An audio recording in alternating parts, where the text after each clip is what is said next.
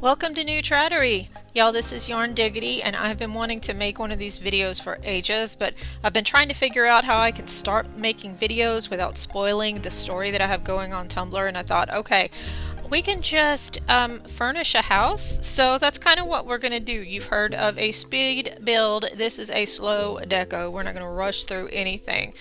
We're going to do a little bit of furnishing, a little bit of decorating on a lot that's already built, and we're going to try to match it to the personalities and lifestyles of the characters based on what we know. Now, what you need to know going into this is technically an apartment.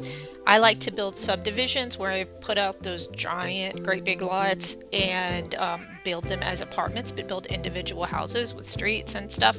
And we've got a house here for a character named Mads Wood. Mads is from the Legacy family, but he's not the heir, so he needs a nice place to live. And at this point in the story, when I'm still furnishing the house, Mads is still a bachelor. Now, by the end of the video, Mads has already gotten married. He's got his wife Allie. They're newlyweds, and so we'll get to see them enjoying the space and living as a young newly married couple. So it should be a bit of fun for us here today. So something that I try to keep in mind when I'm furnishing and decorating, and even when I'm building, when I'm clothing my characters, is what do these people have access to? What are they most likely to be able to buy with the resources that they have and the location they're in? What has been passed down to them from a previous generation? What have they been most likely to receive as a gift?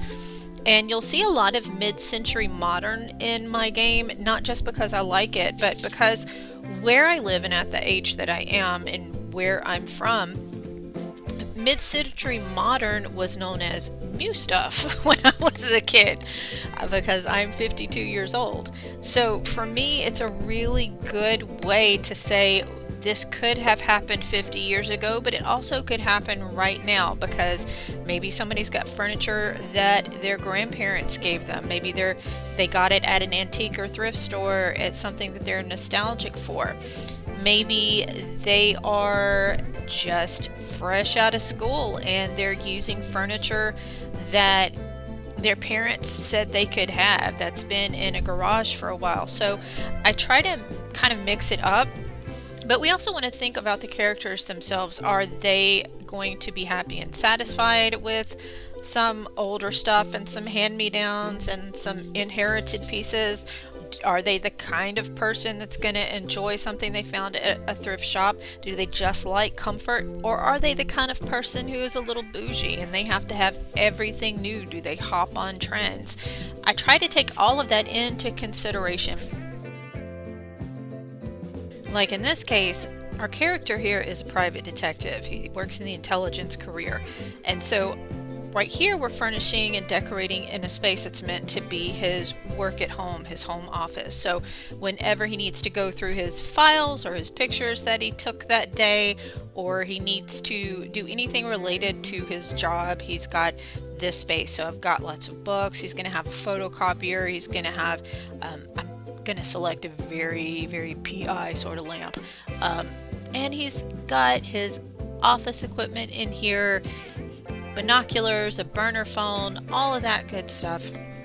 But when we go to build out his man cave, his hobby space, a little later, it's going to look totally different. It's going to have different types of furniture in it because it's going to be geared about the stuff that makes him happy instead of just the stuff that makes him money.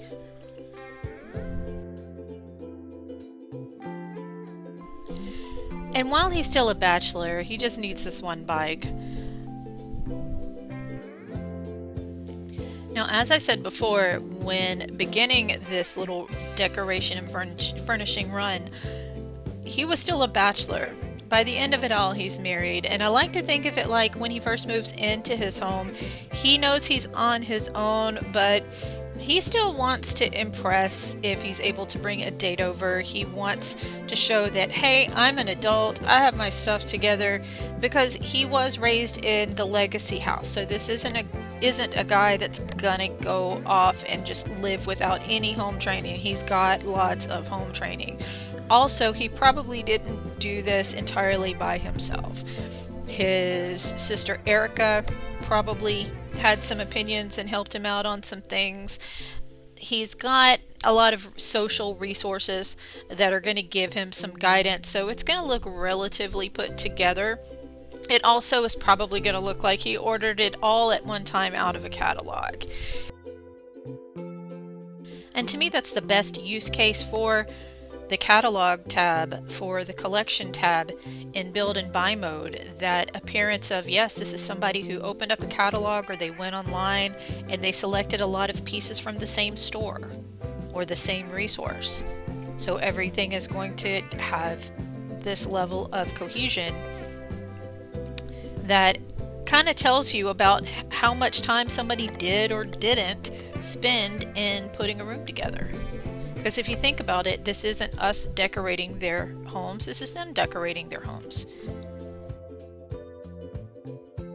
Yes, we got a little clipping on that table, and it's going to stay that way for now. I do come back later on and open up some cheats and move some things around to reduce the clipping. I hate clipping. It takes me right out of the game. Sometimes it's unavoidable. It is what it is. And speaking of clipping, I am using some custom cushions on the sofa, and I don't do that all that often because clipping. So now that we have a lot of furniture in place, it's a really good time to stop and take a look at this sim and who they are as a person. What do they value? What do they prioritize? And Mads here, again, he is a private eye, so he's in the intelligence career. And I kind of look at that like he's from the Legacy family. They kind of keep the town secret, so it's a natural thing for him to want to do. But when we look at his personality, we can really see what he values. We can look at what skills are easier for him to build than others. We can take a look at his interests. What does he talk about when he's in a conversation? Because as we go, we want to build the space around how he's going to use it, why and when. So what does a dinner party or a social event look like for a neat sim versus a sloppy sim? A mean sim versus a grouchy sim? If somebody's going to get together and talk about the paranormal, what space lends itself to that? So he really likes music. He is also a very young man. So does that have to mean that we have to put pianos everywhere? Probably not. What if he's into blogging about electronic music? What if he's a DJ hobbyist?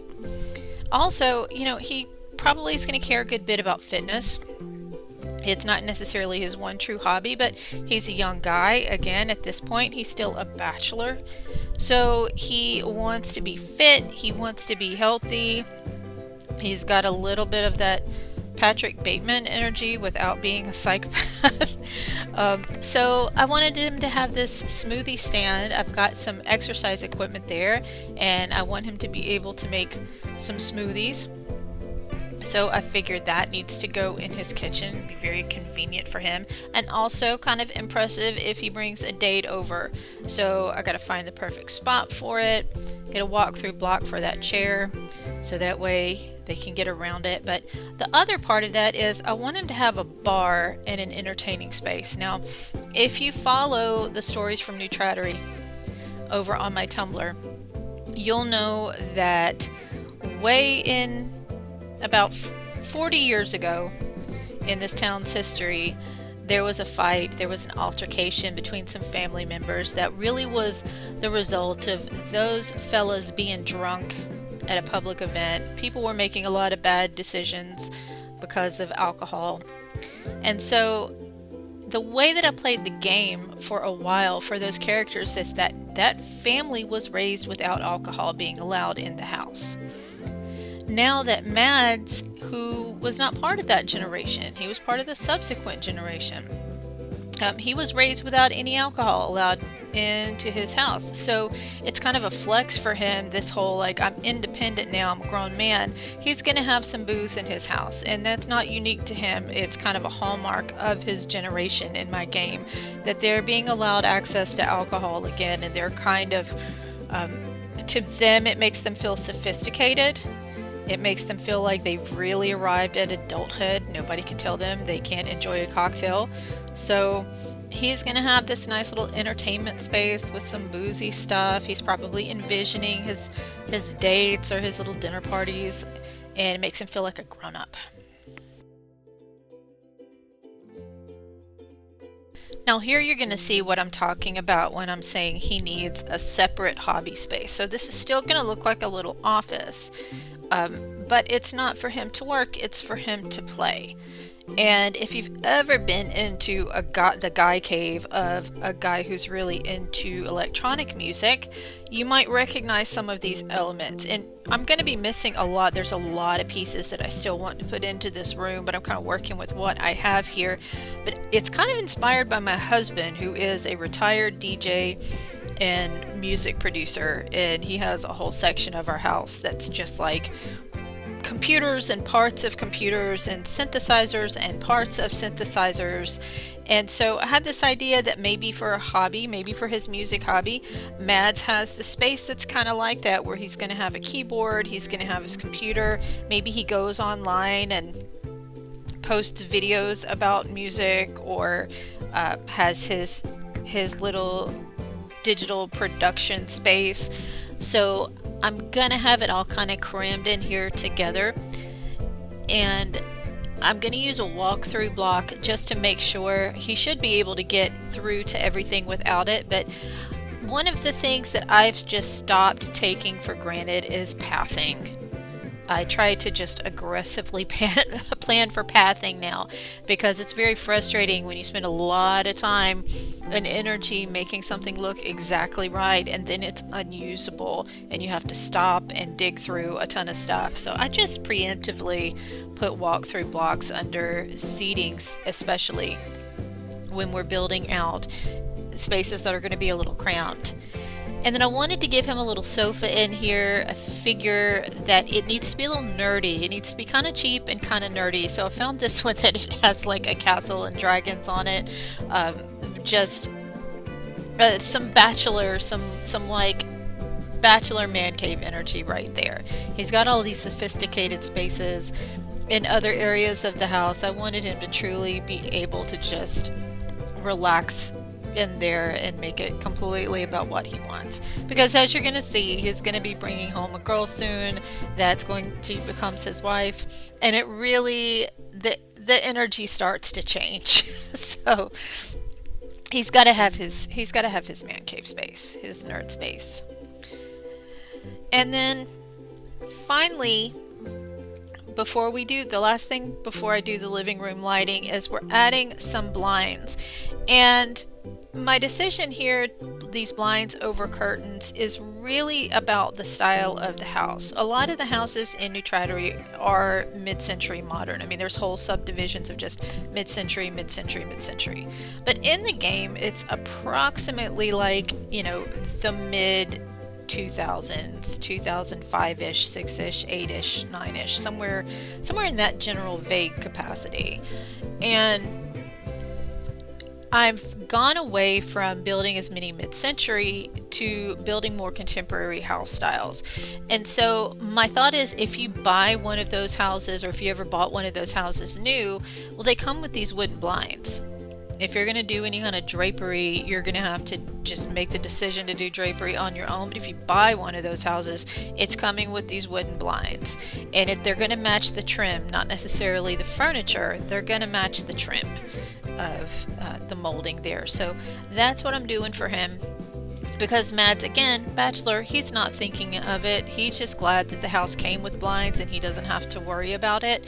So it's an element of a decision that somebody else made, and it was good enough for him because it wasn't really a priority.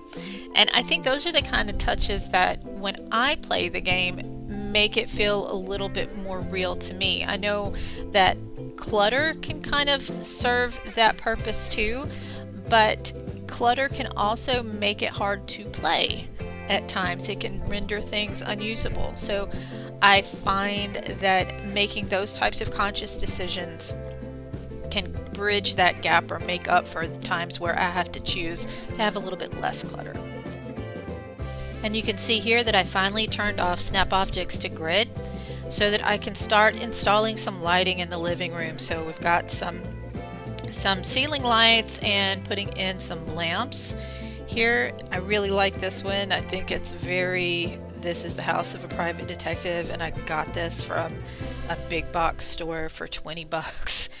Or did I get it for $200? And I can't tell the difference because I'm a little spoiled. And here you're going to see the cheap little trick that I do when I have to use a wall sconce and I don't want to use a wall sconce because I don't like wall sconces. I just put a flat wall sconce on the wall and then I stick a painting over it. Now this is one of those hacked paintings that you can replace with an image from the game. So we're going to put a couple of those on the wall and then we'll take a break and we'll come back and see how he and his new wife Allie enjoy the space we made for them.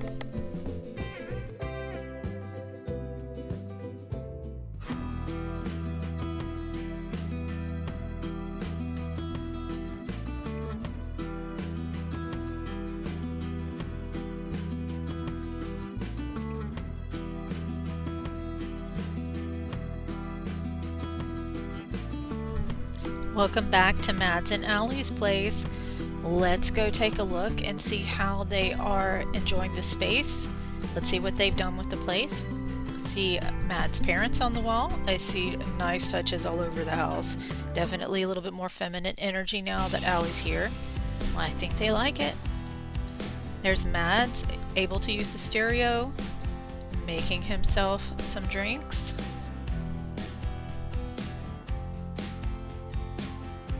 But of course he's a little spoiled, so they've got to have the cocktail umbrellas in them. And Allie's able to make use of the space too. Everything looks great with her on the sofa. So plenty of room for both of them to just kind of chill and relax and interact with each other.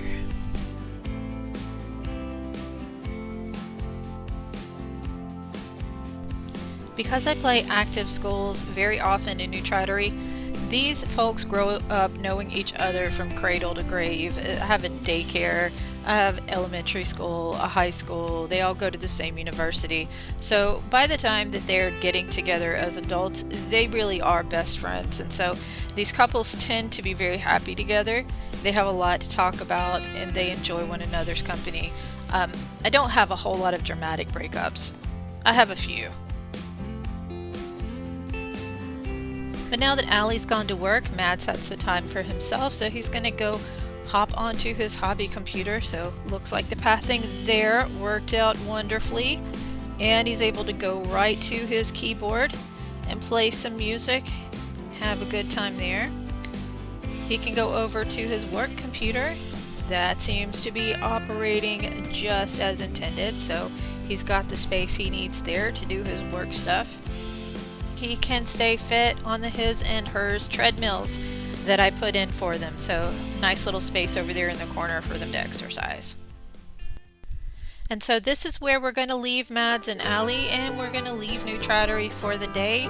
I want to thank you for coming in. This is my very first video, so I hope you liked it. If you do, subscribe and like, and I will see you next time when we'll do some other fun thing in Newlywed. I'm just glad you're here and sharing this with me. Have an awesome rest of your day.